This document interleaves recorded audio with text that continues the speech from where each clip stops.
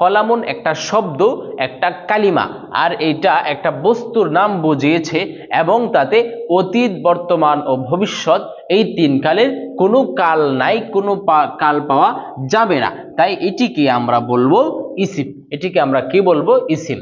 কালিমা, মাদ্রাসা, এই যে একটা শব্দ, এই কালিমার মধ্যে অতীত, বর্তমান ও ভবিষ্যৎ বলতে কোনো কাল এখানে নাই, বরং এটাকে আমরা বলবো ইসিম। এটাকে আমরা কি বলবো? ইসিম বলবো। আসসালামু আলাইকুম ওয়া রাহমাতুল্লাহ। নাহু ও সরফ এর ধারাবাহিক ক্লাসে আপনাদেরকে স্বাগতম। আজকে আমরা যে বিষয়টি নিয়ে আলোচনা করব সেটি হচ্ছে কালিমা এর প্রকার ভেদ। কালিমার প্রথম প্রকার ইসিম সম্পর্কে আলোচনা। কালিমা, এই কালিমা শব্দের অর্থ আমরা এর পূর্বের ক্লাসে পড়েছি। কালিমা অর্থ শব্দ, অর্থবোধক একক শব্দকে কালিমা বলে। আমরা কালিমার পরিচয় এর পূর্বের ক্লাসে পড়েছি।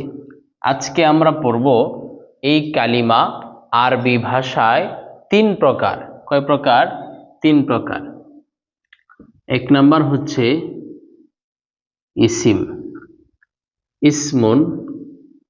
দুই নাম্বার হচ্ছে ফেল। তিন নাম্বার হচ্ছে হরফ। তিন নাম্বার কি? হরফ। এই কালিমা বাংলা ভাষায় প্রকার হয় পাঁচ প্রকার। বাংলা ভাষায় পাঁচ প্রকার হয়, ইংরেজি ভাষায় 8 প্রকার হয়, আরবি ভাষায় 3 প্রকার হয়। আরবি ভাষায় কয় প্রকার? 3 প্রকার। ইসমুন, এক নাম্বার কি? ইসিম। দুই নাম্বার লুন, ফেল। তিন নাম্বার হরফুন, হরফ। ইসিম, ফেল, হরফ। ইসিম, ফেল, হরফ। কালিমা 3 প্রকারে বিভক্ত হয় আরবি ভাষায়। আজকে আমরা কালিমা এই 3 প্রকারের প্রথম প্রকার ইসিম সম্পর্কে আলোচনা করব ইনশাআল্লাহ। তাহলে কালিমা এর প্রথম প্রকার ইসিম। কালিমা এর প্রথম প্রকার ইসিম।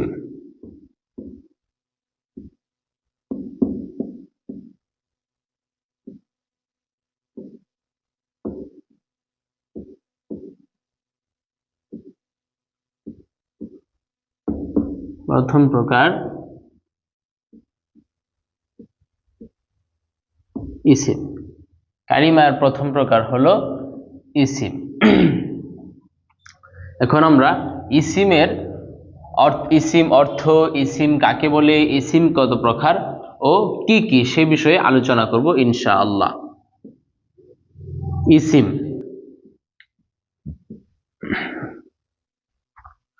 ইসিম, ইসিম অর্থ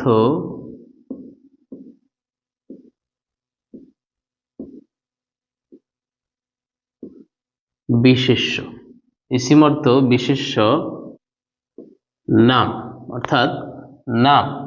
ইসিম অর্থ বিশেষ্য অর্থাৎ নাম। ইসিম অর্থ বিশেষ্য। ইসিম মানে নাম, অর্থাৎ পৃথিবীতে যত কিছু আছে, সব বস্তুর, সব জিনিসের যে নাম থাকবে সেইটাকে বলা হবে ইসিম। তাহলে ইসিম অর্থ বিশেষ্য বা নাম। ইসিম কাকে বলে?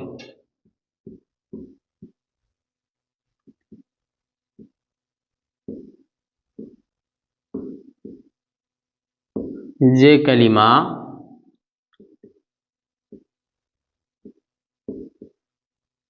কোনো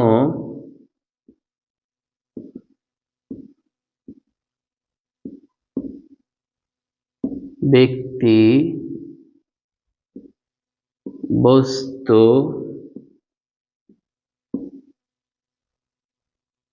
বা স্থান এর নাম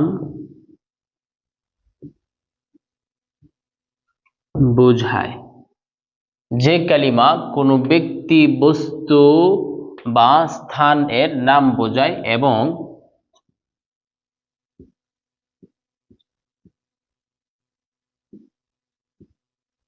এবং তাতে অতীত, বর্তমান ও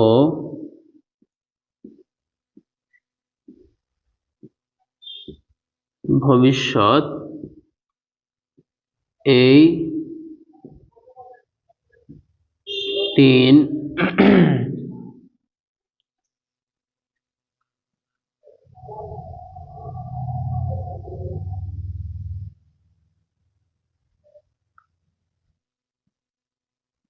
কোনো কাল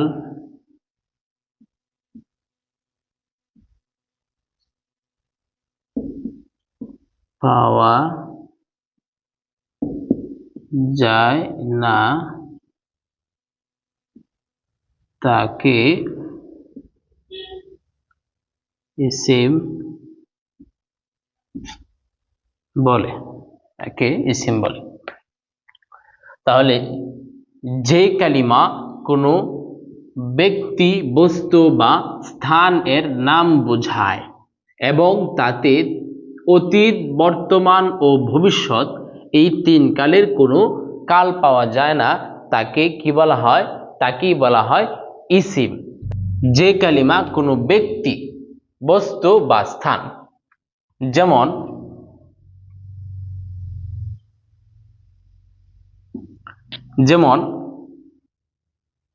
খালিদুন, খালেদ অর্থ খালেদ। এই যে একটা কালিমা, একটা শব্দ, খালেদ একটা শব্দ, আর এই খালেদটা একটা ব্যক্তির নাম বুঝিয়েছে। যে কালিমা কোনো ব্যক্তি, বস্তু বা স্থানের নাম বোঝায়, তাহলে খালেদ বলতে একটা ব্যক্তির নাম বোঝায়। হ্যাঁ, খালেদ বলতে কি বোঝায়? একটি ব্যক্তির নাম বোঝায় এবং তাতে অতীত, বর্তমান ও ভবিষ্যৎ এই তিন কালের কোনো একটি কাল তাতে থাকবে না, পাওয়া যাবে না। যেমন কেউ বলল খালেদ, বা আমি বললাম যে খালেদ, তাহলে আপনি কি বুঝবেন? অতীতকালের খালেদ, না ভবিষ্যৎকালের খালেদ, না বর্তমান কালের খালেদ? এরকম কোনো কাল এটার মধ্যে থাকবে না, খালেদ বলতে খালেদই। তাহলে যে কালিমা কোনো ব্যক্তি, বস্তু বা স্থান এর নাম বোঝায়, তাহলে খালেদ একটা ব্যক্তি, বস্তুর নাম বুঝিয়েছে এবং তাতে অতীত, বর্তমান ও ভবিষ্যৎ এই তিন কালে কোনো কাল নাই, কোনো কাল পাওয়া যাচ্ছে না, তাই এটিকে আমরা বলবো ইসিম। এটিকে আমরা কি বলবো? ইসিম বলবো। তাহলে 2 নম্বরে বলা হচ্ছে যে ব্যক্তি, বস্তু যেমন আমি এখানে লিখলাম যে কলামুন, কলামুন বলতে অর্থ কলম। এই যে কলামুন বললাম, একটা বস্তুর নাম। তাহলে আমরা সংজ্ঞা পড়েছি যে কালিমা কোনো ব্যক্তি, বস্তু বা স্থানের নাম বোঝায়। তাহলে এই যে একটা কালিমা, কলামুন একটা শব্দ, একটা কালিমা, আর এইটা একটা বস্তুর নাম বুঝিয়েছে এবং তাতে অতীত, বর্তমান ও ভবিষ্যৎ এই তিন কালের কোনো কাল নাই, কোনো কাল পাওয়া যাবে না, তাই এটিকে আমরা বলবো ইসিম। এটিকে আমরা কি বলবো? ইসিম। তাহলে ইসিম কাকে বলে? যে কালিমা কোনো ব্যক্তি, বস্তু বা স্থান এর নাম বোঝায়। স্থান যেমন আমি লিখলাম মাদ্রাসাতুন, মাদ্রাসাতুন অর্থ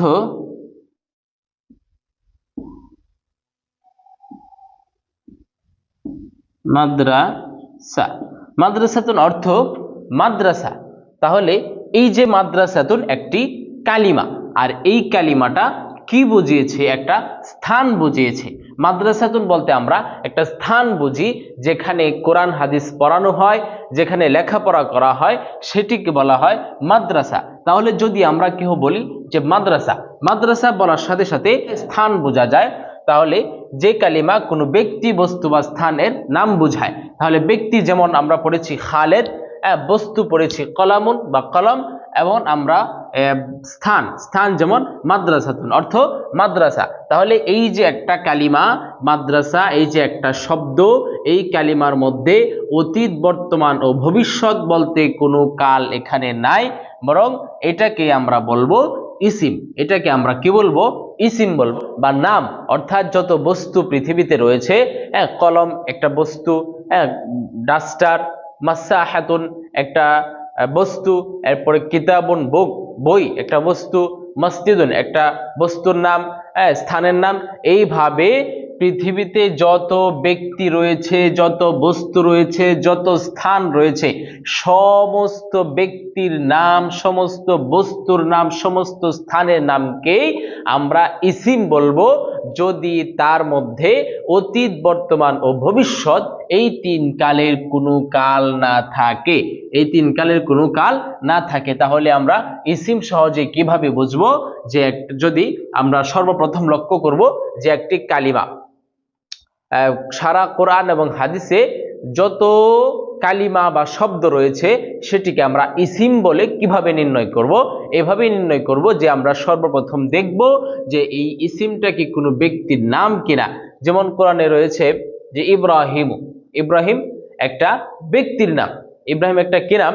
ব্যক্তির নাম, এবং তাতে অতীত, বর্তমান ও ভবিষ্যৎ তিন কালের কোনো কাল নাই, তখন আমরা এটাকে বলবো ইসিম। যেমন কোরআনে রয়েছে ঈসা, আব্দুল্লাহ, মুসা, ফেরাউন ইত্যাদি যত নাম আছে, সমস্ত নামকেই সাধারণত আমরা ইসিম বলবো। 2 নাম্বার হচ্ছে বস্তু। যত বস্তু পৃথিবীতে রয়েছে সমস্ত বস্তুকে আমরা কি বলবো? এই বস্তুর নামটাকে আমরা বলবো ইসিম। বস্তুর নামটাকে আমরা কি বলবো?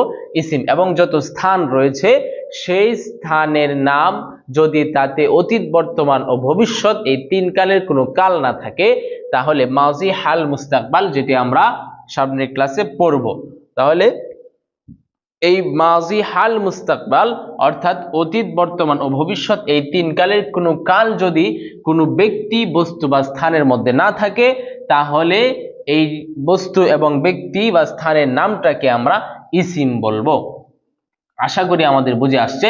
তাহলে ইসিম অর্থ বিশেষ্য বা নাম, যে কালিমা কোনো ব্যক্তি, বস্তু বা স্থান এর নাম বোঝায় এবং তাতে অতীত, বর্তমান ও ভবিষ্যৎ এই তিন কালের কোনো কাল পাওয়া যায় না, তাকেই ইসিম বলা হবে। আশা করি আমাদের বুঝে আসছে। এখন আমরা পড়ব এই ইসিম কত প্রকার। এই ইসিমটা বিভিন্ন দিক থেকে প্রকার হয়। যেমন ইসিম শব্দটা মারেফা নাকেরার দিক থেকে প্রকার হয়। এই ইসিম শব্দটা মুজাক্কার মুআন্নাসের দিক থেকে প্রকার হয়। এই ইসিম শব্দটা বিভিন্ন দিক থেকে প্রকার হয়। তবে সাধারণত ইসিম হলো 3 প্রকার। সাধারণত ইসিম কত প্রকার? 3 প্রকার। সাধারণত ইসিম 3 প্রকার। 1 নাম্বার হচ্ছে ইসমুন জামিদুন। ইসমুন জামিদুন। 2 নাম্বার হচ্ছে ইসমুন মাসদারুন। 3 নাম্বার হচ্ছে ইসমুন মুশতাকুন। ইসমুন মুশতাকুন। তাহলে ইসিম সাধারণত 3 ভাবে বিভক্ত হয়। 1 নাম্বার হচ্ছে ইসমুন জামিদুন, 2 নাম্বার হচ্ছে ইসমুন মাসদারুন, 3 নাম্বার হচ্ছে ইসমুন মুশতাকুন। ইসমে জামেদ, ইসমে মাসদার, ইসমে মুশতাক। ইসমে জামেদ, ইসমে মাসদার, ইসমে মুশতাক। তাহলে এখন আমরা এই 3 প্রকারের শুধু অর্থগুলি জেনে রাখবো। তারপরে আমরা ধারাবাহিক প্রাথমিক ক্লাসগুলি যাওয়ার পরে ইসমে জামেদ নিয়ে আমরা বিস্তারিত আলোচনা করব, ইসমে মাসদার নিয়ে আমরা বিস্তারিত আলোচনা করব, ইসমে মুশতাক নিয়ে আমরা বিস্তারিত আলোচনা করব। তো এখন আমরা ইসিম সাধারণত কত প্রকার? 3 প্রকার।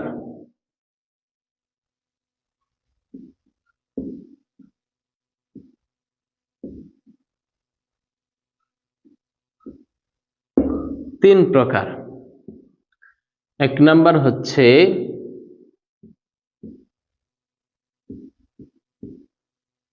ইসমুন জামেদুন। ইসমে জামেদ। এই ইসমে জামেদ শব্দের অর্থ হলো অরূপান্তরযোগ্য ইসিম।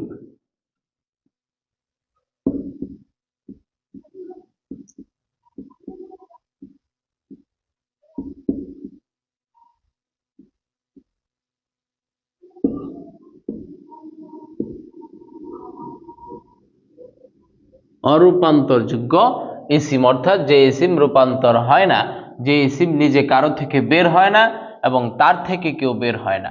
যাই হোক, এগুলি আমরা পরে পড়বো। আজকে শুধু অর্থটা জেনে রাখবো। ইসমে জামেদ অর্থ অরূপান্তরযোগ্য ইসিম। Number 2, ইসমুন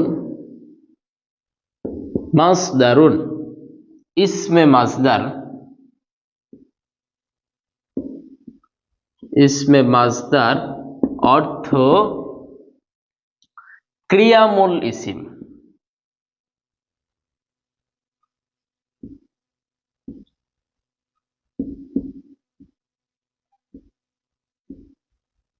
ক্রিয়ামূল eSIM. ইসমে মাসদার অর্থ ক্রিয়ামূল ইসিম, অর্থাৎ আমরা পরে বুঝবো ইনশাল্লাহ। ক্রিয়ামূল মানে অর্থাৎ যে ইসিম থেকে ফেল নির্গত হয়, ফেল বাহির হয়, সেইটাকে বলা হয় ইসমে মাসদার।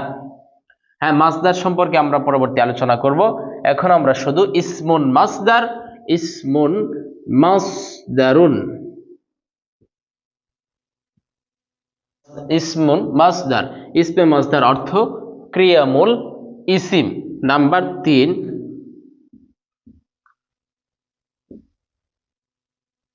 ইসমুন মুশতাক্কুন। ইসমুন মুশতাক্কুন, অনেকে আবার বলতে পারেন যে আপনি কফ লিখলেন, কফের নক্তা কোথায়? হ্যাঁ, আমি যে লেখাগুলি লিখতেছি এটি হচ্ছে খত্তে রোকা। হ্যাঁ, তাহলে এখানে নক্তাটা হচ্ছে এই সাইডে, যেটা এটা হচ্ছে নক্তা। যাই হোক, যারা খত্তে রোকা জানেন পড়েন তারা বুঝবেন ইনশাল্লাহ, আর যারা না বুঝেন তারাও ইনশাল্লাহ বুঝবেন। হ্যাঁ, মিমটা এভাবে থাকার কথা, কিন্তু এখানে এই খত্তে রোকার সিস্টেম হচ্ছে মিমটা এভাবে গোল থাকে, যার কারণে আমি আপনারা অনেকে বলতে পারেন যে উনি মুশতাক্কুন লিখেছে, কিন্তু মিমের মাথা এভাবে কেন? যারা খত্তে রোকার না জানেন, না চিনেন, তাদের কাছে আমি বলতে চাই যে এটা হচ্ছে মিম, আর শিন এটা শুধু লম্বা টান দিয়ে এভাবে এটা নক্তা দিলে এটা মুশতাক্কুন হয়ে যায়। তাহলে মুশতাক্কুন।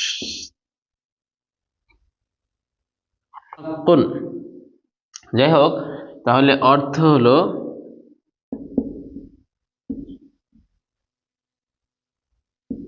নির্গত